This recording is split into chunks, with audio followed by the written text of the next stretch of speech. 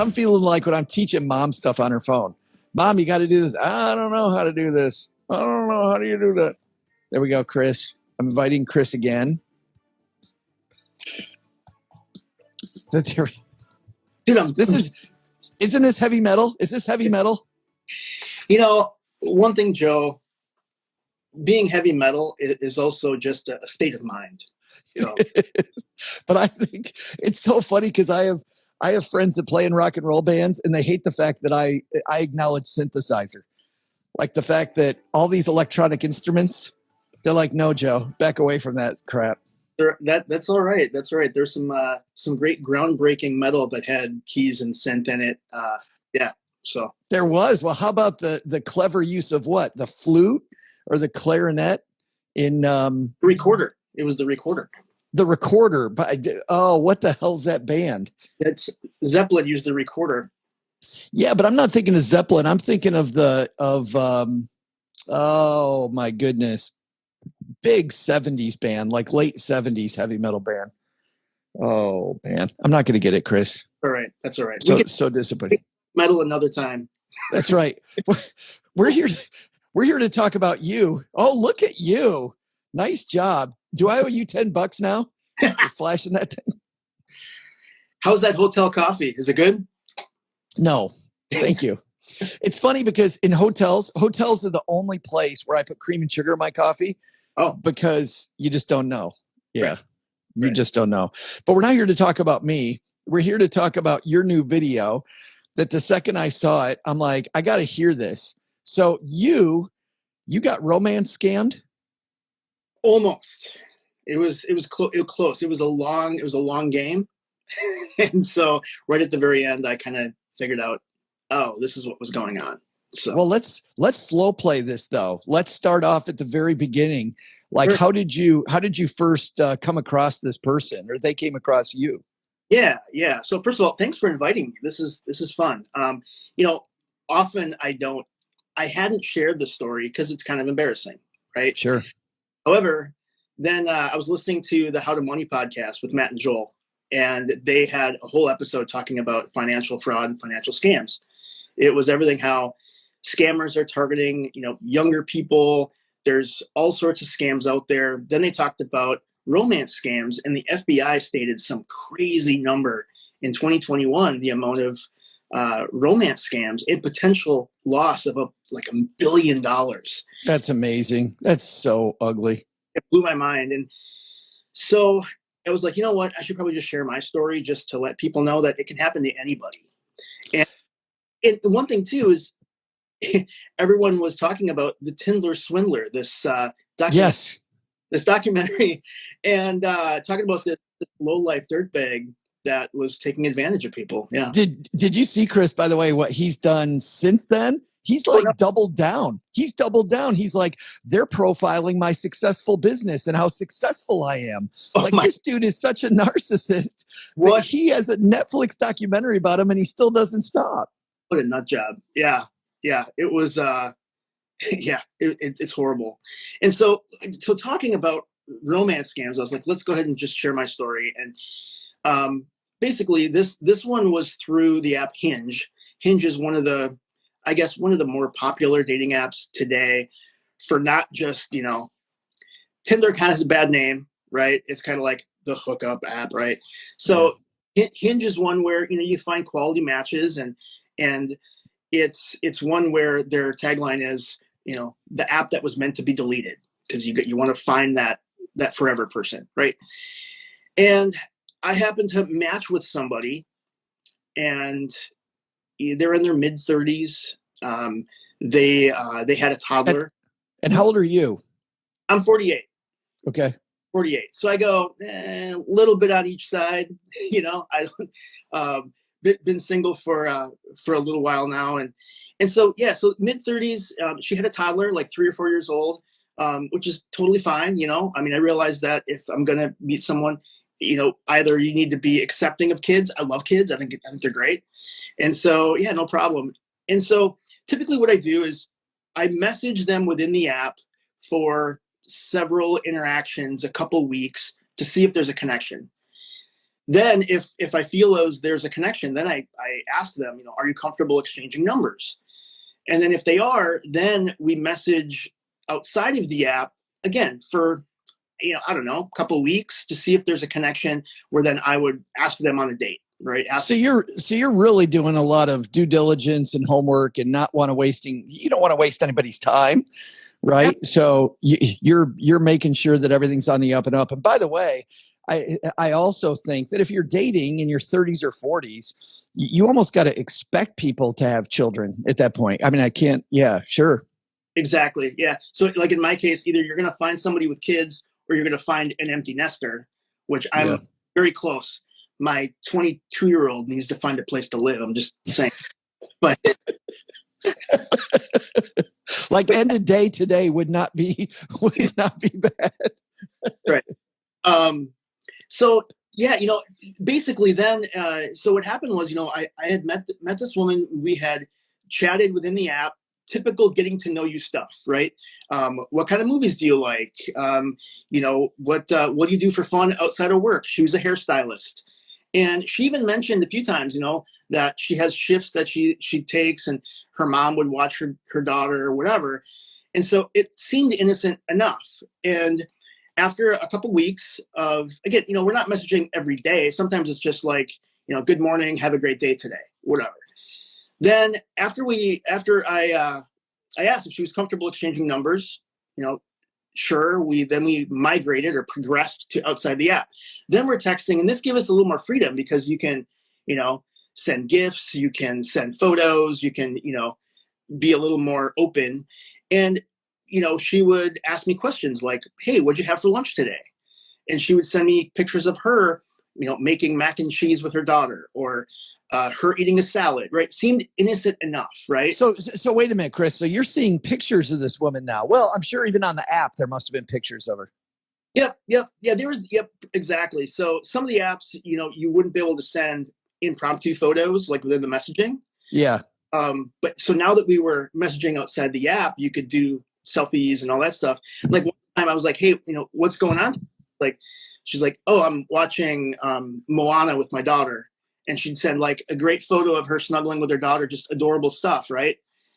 And then, so after this went on for, again, another 2 weeks, I had asked, I'm like, hey, well, do you want to meet for coffee or drinks or something? And now this was one thing I should preface too, is that this is one where I had matched and she was a little bit further away than my typical geographic area. Like typically I'm within, 30 or 40 miles of me.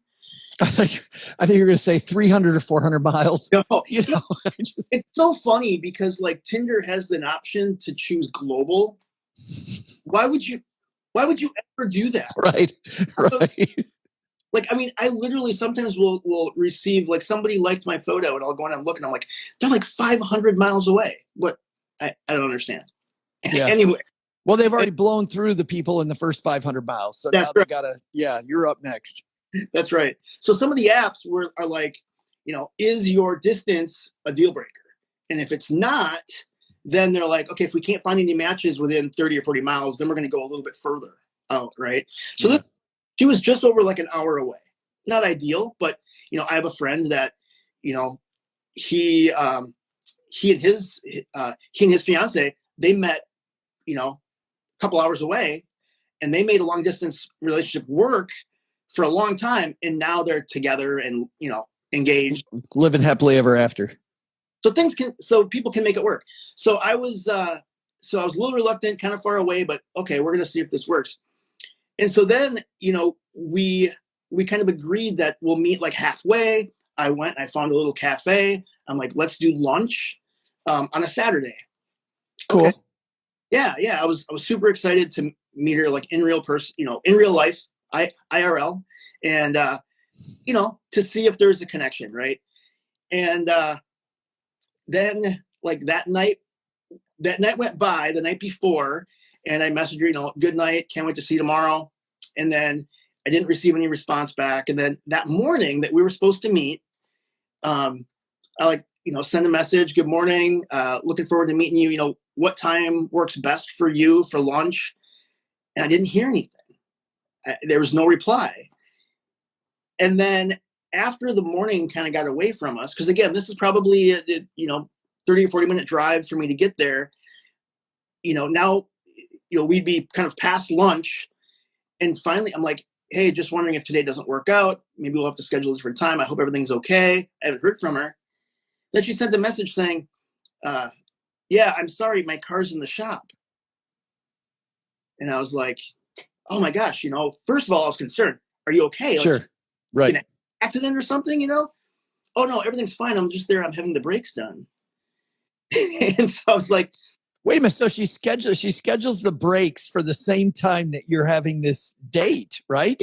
Exactly. So if she's into this thing at all, why the hell she schedule a brake job? Like, oh my God, I forgot that I'm meeting Chris where I got to drive X amount of miles to even get there. Like, so this is a weird ass flag. It was. And then, yeah. And so then exactly. And then, so I'm kind of thinking, this is kind of weird. And then she's like, yeah, and I can't get my car out of the shop because I don't have any money to pay the mechanic. Oh. And immediately my heart sunk and the light bulb went off, and I knew exactly what was happening. You just wasted 3 weeks or 4 weeks. Yeah. Yeah. It was a month of wasted time. And the expectation, right?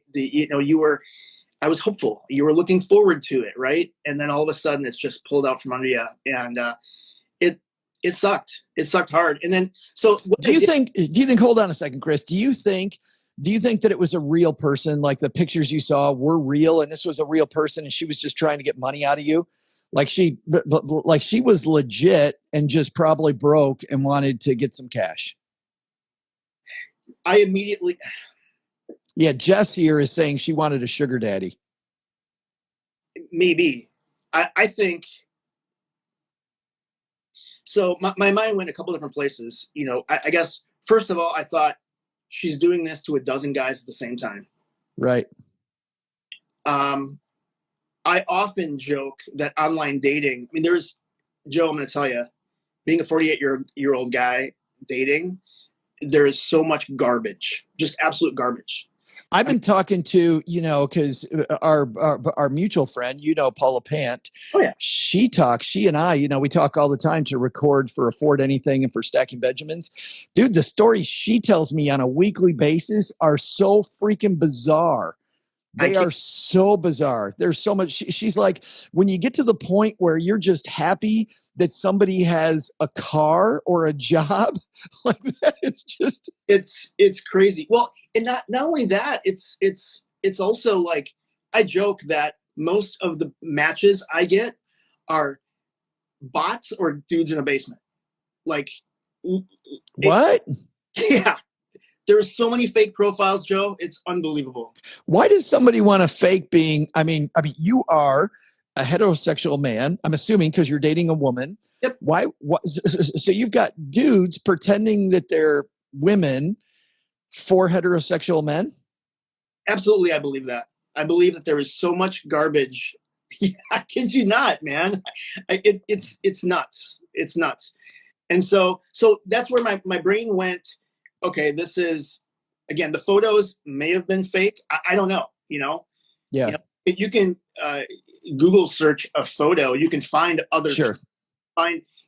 So many, this is one thing too. So many profiles you find have those B celebrities. Like there's celebrities that, I recognize that person, but not everyone will. Right. Right. Or there's somewhere, believe it or not, I'll see someone and I'm like, that's a stock image. I've seen that in my library. Like I bought chips to an image library, and I'm like, that's a model. You're just noticing it because of what you do, right? Because the fact you have the blog, you totally see it because of that. Yeah, so many fake profiles. So again, I thought, is this person real? I don't even know. Could be legit. That was her, and she's doing it to several men at the same time. Maybe that's how she makes bunches of money. I don't know. So I paid like the $5 to do a reverse lookup, and I found out her number was a Google Voice number. made sense, right? And so now, I kid you not, now I am absolute, like, when we migrate from the app to message app, yeah. Why does that make sense? Tell people why that makes sense, that it's a Google Voice number. Yeah, because you can basically be anonymous. You're not giving them their real phone number to that phone. And so also, one flag for me now is that if I migrate outside of the app, the dating app, and if I receive, I'm on an iPhone, so I use iMessage. If I receive a green bubble, knowing that it could be, it's an SMS, right? Yep. It could be just an Android user, no big deal. But it could still be an iPhone with a Google Voice number. Now, I will say this, right? Like, to Paula's defense, totally get it. If you're a single woman with all the, I hate to say it, but like douchebag pricks out there, you may not want to give them your real number at first. Well, that's what I was thinking too with this person. I mean, maybe they just didn't want to give you the number, but could be. And so, yeah. So when I called, so this particular woman or person, once I just said, I wasn't able to help. That was the last message I ever received. And then that was it. Just gone. Just gone. Yep. There's no money coming from Chris. So see ya. Yeah, that's right. And then when I went back to the app, this particular app, if you haven't messaged for so many days within the app, the matches just gray out. So they're still on your list. They just gray out. And the match was gone from the app, right? So she immediately unmatched me from the app, and I'm sure she's on to the next victim. Oh. So that is so horrible. And I will be, there have been, since then, there have been very similar interactions where, the whole beginning can feel exactly the same. And then I will actually bring up that this happened to me in the past. And I'm just making sure, like, I'll be straight up and say, are you real? Is this you? And boom, the match is gone. Oh my God, really? Yeah. So you just call it out at the beginning. Mm-hmm. Yep. After we make that connection. And there's also times too, there's a lot of other, I guess, flags that, like, if I match with somebody in the immediate, like, within the first, hello, nice to meet you, it's, hey, what, do you use WhatsApp? Nope. I move, because typically they want to use encrypted communication, both sides. They want to do some sort of, yep. Quick, you got to send me crypto so I can do something. Yeah, right. So I can help Tom Brady get his next gig. Right? You don't understand. This is really important. The Buccaneers are going to be horrible if he doesn't resign.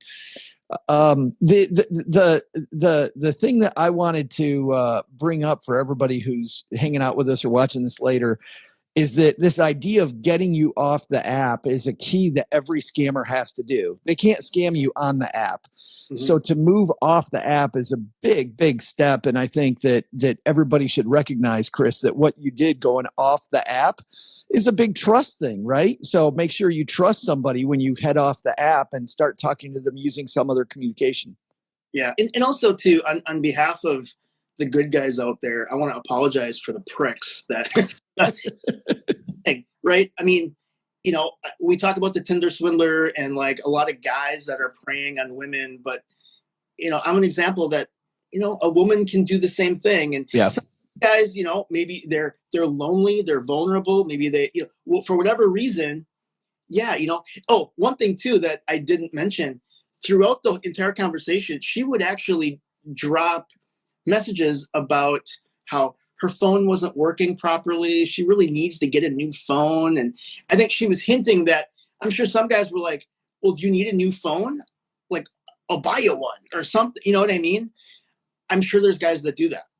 It is sad, because what they're preying upon is your hopes for this relationship. I mean, they're really preying on you visualizing this person being the person that you want to be with. And they totally prey on this,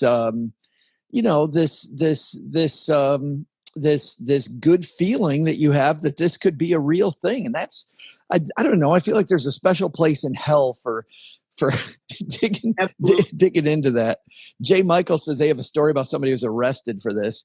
Yeah, that's ugly. Yep, it is. So yeah, just to let people know out there that being scammed can happen to anyone. Even again, so just use your due diligence, do what you can. I mean, sometimes you may think it's innocent, absolute, on the up and up, and then in the very end, it could be something. Yeah, I mean, I don't know what you can do to truly prepare or protect yourself from something like this. I mean, I guess just use your gut, and if it doesn't feel right. Yeah. No, just the second that you're, OG calls it your spidey sense, when it just starts coming up. But there's some clear keys. I mean, the second her car's in the shop.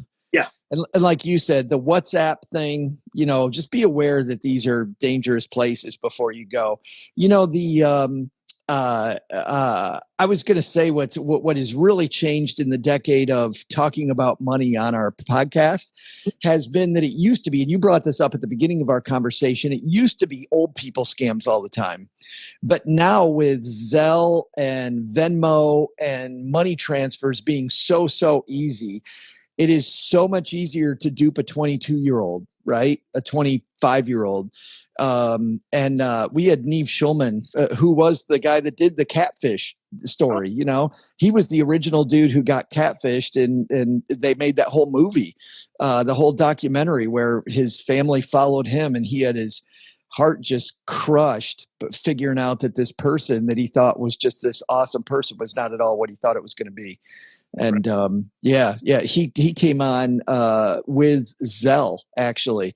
Zelle warning people that people are using their app to swindle money out of people. So that's a good tip that Matt and Joel had on how to money, was to make sure that you have your second authentication set up for those apps on your phone. I'd never even thought of this, but people that walk up to you and say, "Hey, can I use your phone?" And if you think they're going to text somebody like, "Hey, I need a ride," right? They're going to text somebody, "I need a ride," or whatever. I need to make a quick call. They grab your phone. What they do, they open up Zelle or PayPal or Cash and then send money to themselves. And then give their phone back. and it's gone. Yeah. And I was like, oh my gosh, that's criminal. Like literally. It's so wild. I was complaining yesterday that there's so much crap on my phone that I just need to delete half these apps, but we have our entire life on our phone. And the idea of giving your phone to somebody, especially for somebody who's old enough that I wasn't born with all this technology, so it's not first nature. So somebody asked me for my phone, dude. I go back to the '90s and flip phones. I'm like, sure, you need something, but now you're truly giving away your life, like you're giving away everything possibly.